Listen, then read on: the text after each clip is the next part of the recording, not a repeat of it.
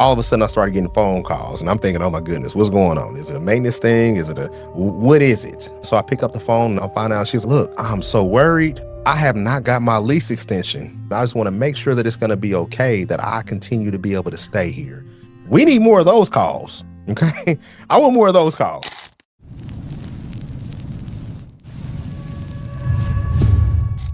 I was out in the field today and I was talking to my field supervisor. Neil's been working for me for 25 years or so. I think he started working for me in 2001 or 2002. If you've tuned into this channel for a while, you might have heard some stories about him along the way. But I brought him out to one of the properties today, or he was going to work on one of the projects today. And my buddy that owns a heating and cooling company, he invited me to come check out one of the properties that was getting ready for the World Cup, who's going to be here in a few weeks here in Kansas City. And the investor for the property has been getting it ready for Airbnb and short-term rental, right? And I was particularly impressed with the level of quality, the level of detail, the design that went into this property. And I really admired it when he was saying, this is an investor I need to meet. Maybe I'll bring him on the podcast, do some interviews and things with them. So I'm really admiring this investor's work from afar. In fact, I admired it so much that I called my maintenance supervisor, Neil, and said, Neil, you should come by here and check this out. Okay. And I want you to get an idea of what it is that we're aiming for now and going towards the future.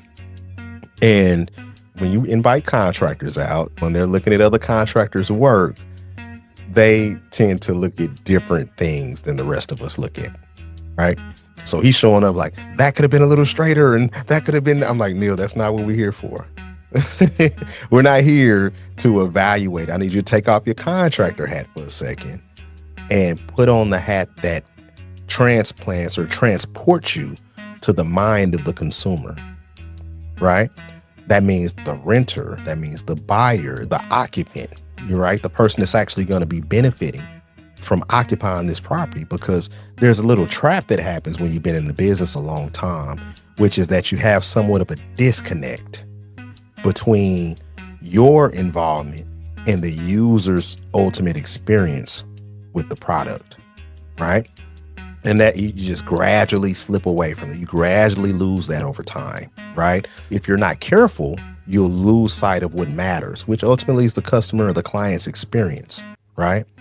And I had explained to him, I said, look, I want you to look at this. Let's walk through this house with fresh eyes, brand new eyes. And I want you to see not just what they're doing different, but the foundation of what they're doing that's the same as what we're doing, and how a little bit of seasoning can make the meat taste just that much better, right? I got a call about maybe a month or two ago, and it was the end of the first year of the lease for a lady that had moved in. She was not as happy. She had just got Section 8 for the first time. She grew up under mom's house where she was out in the suburbs, right? And she was coming towards the end of her voucher, right? And if she did not find a property before that expiration date, she would lose that voucher and her children would not know where they were going to be able to stay, right? So she got referred to my company, to me, and I reached out to her and I said, look, I don't have anything in the suburbs. Not right now, anyway. What I have is in the city, but we do take Section 8. We would love to work with you. That was the first conversation. As that expiration date approached, she ultimately called me back. She viewed the product. It's just in the city and I just really want to be somewhere else. And I said, look, that's fine. If it doesn't work for you, because we want somebody that's going to be here, happy to be here and expect to be here for several years. Our average resident stays 7 years. So I'd rather find out now if this neighborhood is not going to work for you, if the distance to the job is not going to work for you, if the grocery store is not close enough, if the school district is not a good one for your kids, if whatever is a deal breaker, let's identify that now before you move in. And I truly believe it helped the close by me empowering her. And I didn't put the pressure on her to say, oh, look, you need to come get in this house. No, look, if this is a good fit for you, it is. And if not, then it's not. But let's not play with ourselves and let's enter into this thing with our eyes wide open, right? So she thought about it. She slept on it. And she was like, I guess I'll go ahead and give it a try. I think it might work for me. she moved in, and I was worried in the beginning, to be honest. I was like, okay, is this going to work out? Because you never know. When they first move in, you don't know if it's going to be a problem, it's going to work. You can go in with good intention, but you really don't know until it happens, right? So this first year has passed.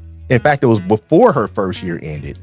And all of a sudden I started getting phone calls, and I'm thinking, oh my goodness, what's going on? Is it a maintenance thing? What is it? So I pick up the phone and I find out, she's, look, I'm so worried. I have not got my lease extension in the mail or in my email or anything. And I know my lease is coming up. It's about to expire in the next couple months. And I love my house. I love staying here. I love everything about it. I don't want to move. I want to stay here. And I just want to make sure that it's going to be okay, that I continue to be able to stay here. I just want to make sure I've done everything I can so that I can stick around this house, right? Because this is working for me and my family, and this is where I want to be.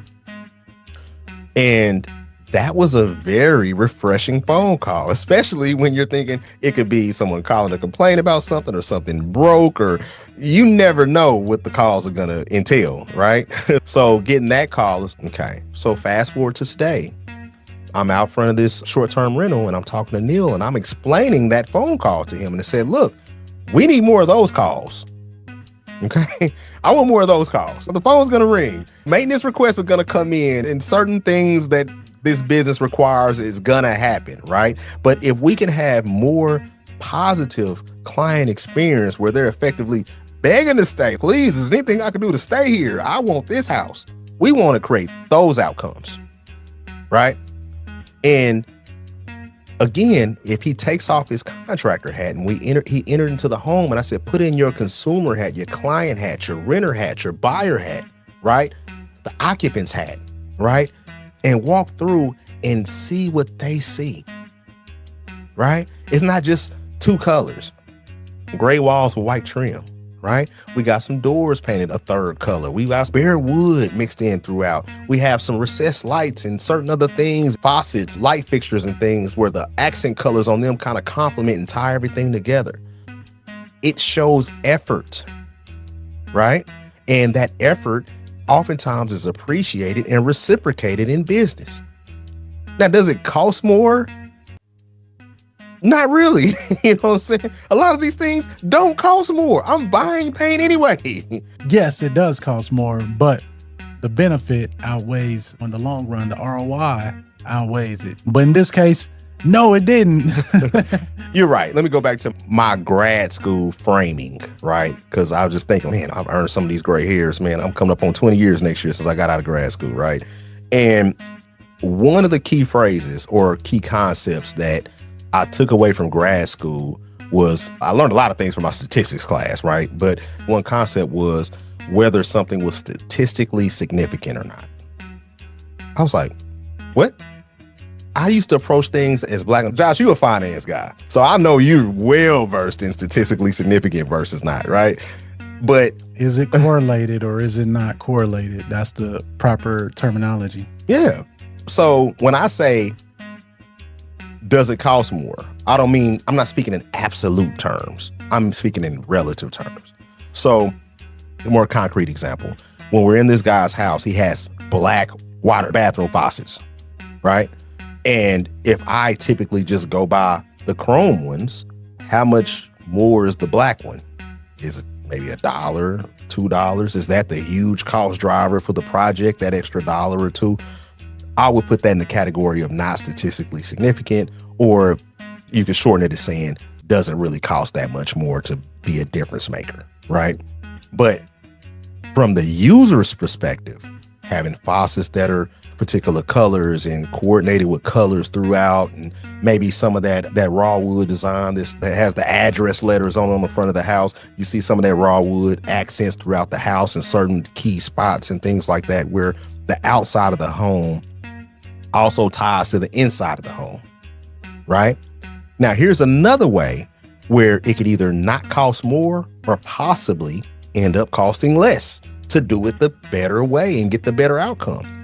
Because if I know my color schemes, right, I often preach to investors, if you know what colors you're getting, now you can buy in bulk.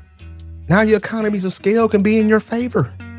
Now, when you're at Home Depot and you're purchasing $2,000 worth of cabinets, right? And you know you got another rehab you're starting in a couple of days, maybe on that same order, you go ahead and get the $500 worth of fixtures and light fixtures and all that kind of stuff for the next order on the same purchase or on the same visit. So now you've met that $2,500 watermark so that you can submit for bid room pricing at Home Depot, where everything you're purchasing gets discounted.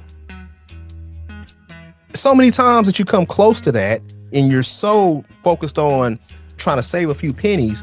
It was a quote I was given early in my career. It said, don't trip over dollars to pick up pennies.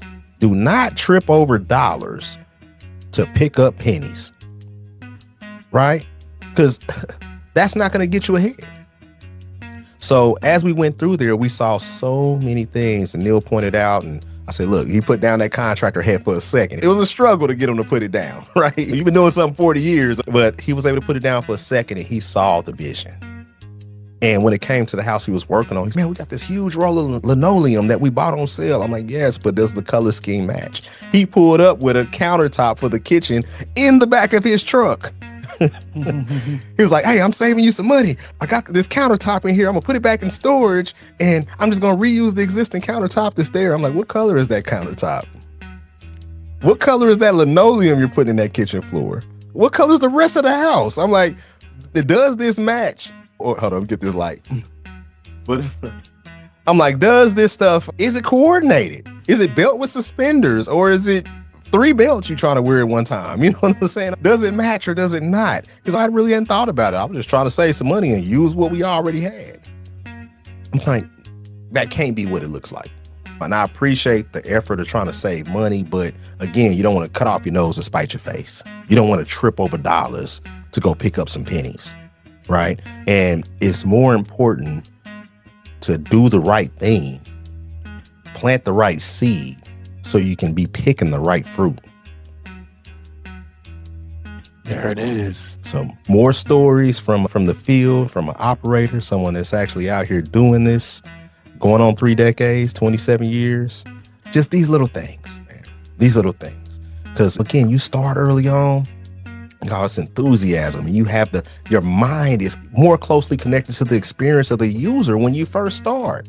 The longer you've been on the other side, you're getting disconnected from that perspective. You got to be intentional about reconnecting. Otherwise, you'll be lost. The business will be lost. And it doesn't have to happen that way. So stay tuned for more stories, more experiences. I try to be transparent in not just what I get right, but also the things that I've gotten wrong. I'll say that as leaders, because who I speak to oftentimes are the leaders, the owners, the people who run the companies and things. When I have so many that come to me and they say, man, I got this worker that did this wrong, and I got this other person that did this wrong. And that's the reason. What I often tell people is, you own the company, right? Yeah, I own the company. I said, like that old saying that says, when you point one finger at somebody else, you got a bunch of them pointing back at you, right? You've heard that? Yeah, I've heard that. Okay, I need you, if you want to be successful, your starting point and your philosophy has to be that 99% of the problems are your fault. Regardless of who else was involved in it, 99% of it is your fault. Therefore, it's your responsibility to fix. No bad teachers. No bad students, only bad teachers. It is. I'll leave y'all with that one, man. We'll catch up on the next one.